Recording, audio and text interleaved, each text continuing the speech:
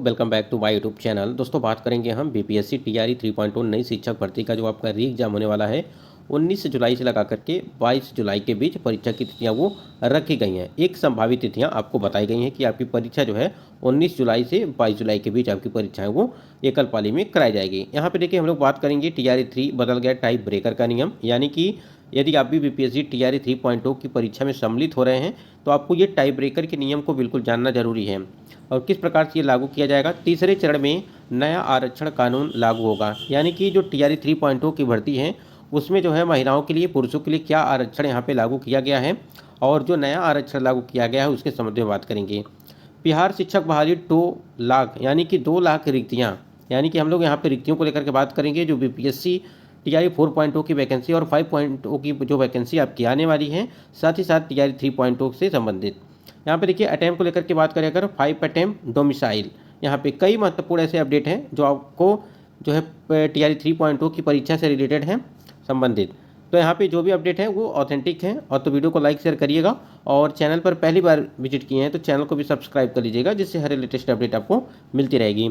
हम लोग बात करेंगे यहाँ पे तीसरे चरण में जो नया आरक्षण कानून लागू है, साथ ही साथ जितने भी पॉइंट्स रखे हैं उसके बारे में। स्क्रीन पे आप देख पा रहे हैं कि शिक्षक भर्ती यानी कि शिक्षक भर्ती तीसरे चरण में नया आरक्षण कानून होगा लागू। आप यहाँ पे देखिए हम लोग बीपीएससी टीआरई 3.0 की जो आपका री एग्जाम होने वाला है उसके संबंध में बात करेंगे कि यहाँ पे आरक्षण जो कानून होगा वो पूरा नया आरक्षण कानून लागू किया जाएगा। तो एक बार यहाँ पे देख लेते हैं कि अपडेट क्या है। यहाँ देखिए बिहार में पहली बार शिक्षक नियुक्ति परीक्षा में नया आरक्षण कानून लागू होगा। पूर्व के 2 चरणों की परीक्षा में पहले से चले आ रहे आरक्षण का पालन किया गया था, यानी कि जो टीआरई आपकी 1 हुई थी और टीआरई 2 की भर्ती कराई गई थी। इस बार बीपीएससी की ओर से जारी तीसरे चरण की नियुक्ति परीक्षा में नए आरक्षण नियमावली से रिक्तियों को भरा जाएगा।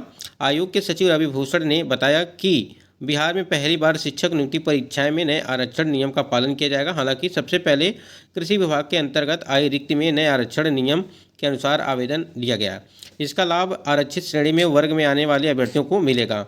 और किनको कितना आरक्षण मिलेगा उसके संबंध में बात कर लेते हैं। देखिए नए आरक्षण में जो चीज़ें लागू की गई हैं उसको यहाँ पे समझ लीजिएगा।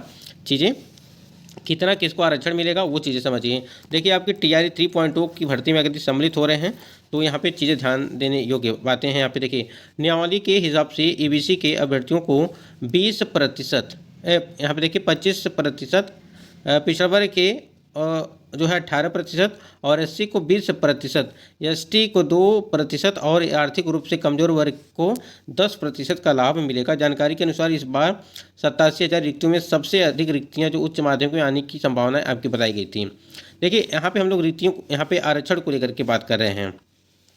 आरक्षण में जो है बढ़ाया गया है, जो यहाँ पे बताया गया ईबीसी जो है 25%, पिछड़ा वर्ग को 18%, ठीक है, और एससी को जो है 20%, यानी कि प्रतिशत के हिसाब से यहाँ पे दिया गया है। तो यहाँ पे जब टीआरई 3.0 की भर्ती जब करा ली जाएगी उसके बाद से उसमें कितना आरक्षण मिलता है किसको, वो तो देखने वाली बात होगी। और देखिए जो भी आरक्षण दिया जाएगा, यानी कि जो भी आरक्षण दिया जाएगा आपको वो सिर्फ बिहार के कैंडिडेट को दिया जाएगा। ध्यान दीजिएगा, जो भी आरक्षण है वो बिहार के कैंडिडेट को दिया जाएगा और जो अदर स्टेट के कैंडिडेट हैं उनको कोई भी आरक्षण नहीं दिया जाएगा, चाहे आप कोई भी हो। मान लीजिए आप दिव्यांग हैं तो दिव्यांग को भी, यानी कि किसी भी कैटेगरी वाले को यहाँ पे आरक्षण का लाभ नहीं मिलेगा। ये सिर्फ बिहार के कैंडिडेट को यहाँ पे आरक्षण का लाभ दिया जाएगा। आपके बीपीएससी टीआरई 3.0 का जो आपका एग्जाम होने वाला है उसमें जो भी छूट मिलेगी वो। अब यहाँ देखिए अटैम्प्ट को लेकर के यहाँ पे अपडेट दिया गया है कि हजारों अभ्यर्थियों को मिल सकते हैं 2 और अवसर। शिक्षक नियुक्ति की नियमावली के हिसाब से हजारों अभ्यर्थियों को 2 और मौके मिलने की संभावना है। इधर शिक्षा विभाग और बीपीएससी के सूत्रों से मिली जानकारी के अनुसार अभ्यर्थियों को 2 और अतिरिक्त मौके दिए जाएंगे। शिक्षा विभाग की ओर से पहली बहाली के दौरान जो नियमावली बनाई गई थी उसमें 3 मौके, ध्यान दीजिएगा यहाँ पर देखिए 3 मौके का जिक्र किया गया था। इधर अभ्यर्थी सोशल मीडिया के कई प्लेटफॉर्म पर 5 अवसर देने के लिए अभियान चला रहे हैं। आप लोगों ने देखा होगा डोमिसाइल को लेकर के भी मांग चल रही है। साथ ही साथ आप यहाँ पे एज रिलैक्सेशन को लेकर के बात करें अगर उसके लिए भी मांग चल रही है, ठीक है। तो यहाँ पे एज रजिस्ट्रेशन की अगर बात करें तो लगभग 1.6 लाख जो कैंडिडेट हैं यहाँ पे उम्र सीमा में छूट को लेकर के मांग कर रहे हैं। और आप देख ही रहे हैं कि अवसर को लेकर के भी यहाँ पे नोटिस में आपको दिखा देते हैं। यहाँ पे देखिएगा, अगर यहाँ पे हम लोग बात करें अटेम्प्ट को लेकर के जो चीज़ें यहाँ पे बताई गई थी कि यहाँ देखिए कार्मिक एवं प्रशासनिक सुधार बिहार के पत्रांक संकेतना के आलोक में भूतपूर्व सैनिकों को उम्र सीमा में 3 वर्ष की तथा परीक्षा में बताई गई सेवा अवधि की योग्य एवं समतुल्य रियायत की दी जाएगी और बशर्ते उसकी वास्तविक उम्र देने की जो 53 वर्ष की अधिक न हो। देखिए यहाँ पे एज रिलैक्सेशन को लेकर के दिया गया है। हम लोग यहाँ पे थोड़ा सा बात करेंगे जो आपका यहाँ पे जो है आपका अटेम्प्ट को लेकर के यहाँ पे नोटिस में जो तो देखिए अभी भी जैसे कि नोटिफिकेशन में आपको 3 ही मौके दिए गए हैं, ठीक है। ये चीज़ें यहाँ पे वहाँ पे लिखी गई हैं।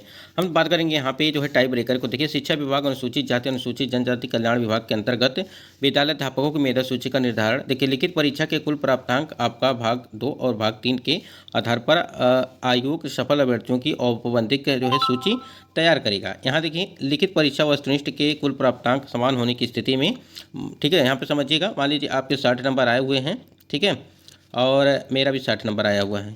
प्राप्तांक विषय यानी कि थर्ड का प्राप्तांक तथा चयनित विषय में समान अंक होने की स्थिति में भाषा अर्था भाग 1 विषय के प्राप्तांक के अनुसार मेधाक्रम निर्धारित होगा। और देखिए भाषा और अर्था भाग 1 विषय में भी प्राप्तांक समान होने की स्थिति में उम्र तथा उम्र में समानता होने पर दावेदारी देवनागरी लिपि में जो वर्णमाला के अनुसार नाम वाले उम्मीदवारों को वरीयता दी जाएगी। अब देखिए यहाँ तक आपको कुछ ज़्यादा समझ में नहीं आया होगा, हम बता देते हैं आपको। मान लीजिए आपका 150 नंबर का प्रश्न है, यहाँ पे 150 का है, और आपका मान लीजिए 80 नंबर आया है और मेरा भी 80 नंबर आ गया है। मान लीजिए ये दोनों आपका भी 80 है, मेरा भी 80 है, दोनों बराबर आता है, ठीक है। उसके बाद से क्या होगा, फिर उसके बाद से यहाँ पे लैंग्वेज को पेपर को देखा जाएगा, यानी कि भाषा वाला जो पेपर है उसमें देखा जाएगा कि आपके 30 में कितने नंबर आए हुए हैं। मान लीजिए मेरा 8 नंबर आया है और आपका 30 में मान लीजिए 9 नंबर आया है, तो यहाँ पे अगर यहाँ पर बराबर है, यहाँ पर बराबर है, ठीक है, और यहाँ पे आपका बराबर नहीं है, दोनों लोग का बराबर नहीं है नंबर, ठीक है, मान लीजिए मेरा 8 है, आपका 9 है, तो आपका सिलेक्शन यहाँ पे सबसे पहले आपको लिया जाएगा, ठीक है। और उसी प्रकार से मान लीजिए यहाँ पे भाषा में अगर यहाँ पे बराबर होता, ठीक, उसके बाद से वहाँ पे क्या होता, डेट ऑफ बर्थ के अनुसार से किया जाता। अगर डेट ऑफ बर्थ भी बराबर हो जाएगा, मान लीजिए सेम डेट ऑफ बर्थ हो गया, तो आपको क्या किया जाएगा, फिर वर्णमाला, यानी कि वर्णमाला के अनुसार, यानी कि अल्फ़ाबेटिकली जो है वो नाम के अनुसार देखा जाएगा कि आप किसका नाम कौन से अक्षर से पहले पढ़ रहा है, उसके अनुसार जो वो आपका चयन प्रक्रिया की जाएगी। स्क्रीन पे आप देख पा रहे हैं कि 12 लाख नौकरी और 22 लाख रोजगार। आपको बता दें कि शिक्षा विभाग में लगभग 2,17,000 के आसपास जो है अभी वैकेंसी है, यानी कि जो रिक्त पद हैं वो 2,17,000। देखिए यहाँ पे इन्होंने जो बताया है, यहाँ पे सारा आंकड़ा इन्होंने दिया है। तो इन्होंने क्या कहा है कि मिशन मोड, यानी कि मिशन मोड में नीति सरकार नौकरी की आएगी बाहर, 12 लाख नौकरी होगा, फिर 22 लाख जो है रोजगार। तो आप लोग तैयारी बना लीजिए, जितने भी कैंडिडेट यहाँ पे बीएड किए हैं, बीटीसी किए हैं, डीएलएड किए हुए हैं, वो तैयारी में लगे रहेंगे, यानी कि कंटिन्यू आपको पता भी है कि 4.2 की भर्ती आपकी जो है अगस्त में आपकी वो होने वाली है, यानी कि 24 अगस्त को आपकी परीक्षा की तिथियाँ वो रखी गई हैं। तो स्क्रीन पर आप देख पा रहे हैं कि एक साल में 5.17 लाख लोगों को नौकरी और 11 लाख को रोजगार। विभिन्न विभागों में अनुमानित खाली जो पद हैं वो आप देख ही पा रहे होंगे स्क्रीन पे। अब तक 5,16,000 लोगों को सरकारी नौकरी दी जा चुकी है। और देखिए यहाँ पे 2,11,000 नई नियुक्ति के लिए याचना विभिन्न आयोगों को भेजी जा चुकी है। 2,34,000 पदों पर नियुक्ति के लिए याचना विभिन्न आयोगों को भेजने की प्रक्रिया चल रही है। वर्ष 2024-25 तक नियुक्ति पूर्ण करने का लक्ष्य रखा गया। यानी कि आप समझ सकते हैं, आप लोगों ने देखा होगा कि TRE 1 और TRE 2.2 की भर्ती इतनी जल्दी से कराई गई, ठीक है, और गड़बड़ियाँ भी देखने को मिली। ऐसा नहीं है कि काफ़ी ज़्यादा गड़बड़ी देखने को मिला है। जो आज नौकरी जो स्टूडेंट कर रहे हैं शिक्षक अभ्यर्थी, वो बाहर भी किए जा रहे हैं गलत तरीके से, जिनकी जो है ज्वाइनिंग हो चुकी है।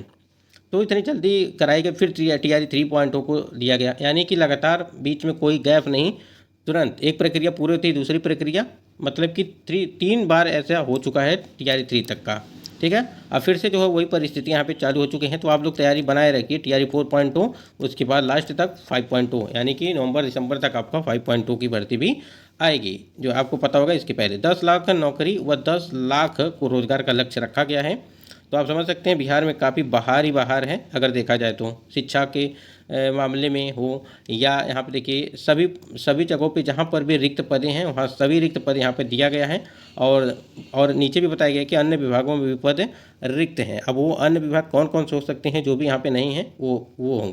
तो जितने भी कैंडिडेट हैं, चाहे टीआरई 3 का जो टाई ब्रेकर का नियम है, अगर टाई ब्रेकर से संबंधित आप कुछ चीज़ें नहीं समझ में आई हैं तो आप कमेंट करिएगा। और तीसरे चरण में जो आरक्षण कानून लागू किया गया है वो बिहार के महिला और पुरुष कैंडिडेट के लिए लागू किया जाएगा। हाँ, एक चीज़ है, अगर आप टीआरई 3.2 की भर्ती में सम्मिलित हो रहे हैं और फॉर्म अप्लाई किए हैं और आप लोगों ने दावा नहीं किया है कि यहाँ पे जो है आरक्षण को लेकर के, तो आप वहाँ पर कोई आपको लाभ नहीं मिलेगा। बिहार शिक्षक बहाली में जो रिक्तियाँ हैं उसके लिए आप लोग तैयारी करते रहिए। आपको पता है कि 2 लाख से ऊपर जो है रिक्तियाँ हैं, तो तैयारी करते रहिएगा। और जो है आप देख ही रहे हैं कि टीआरई 1 से लगा करके टीआरई 2 पॉइंट 3 पॉइंट तमाम तरह की भर्तियाँ आपको देखने को मिली। अटेम्प्ट की बात करें, अभी भी नोटिफिकेशन में जो है 3 अटेम्प्ट है, लेकिन आप इसके लिए बिल्कुल निश्चिंत रहिए।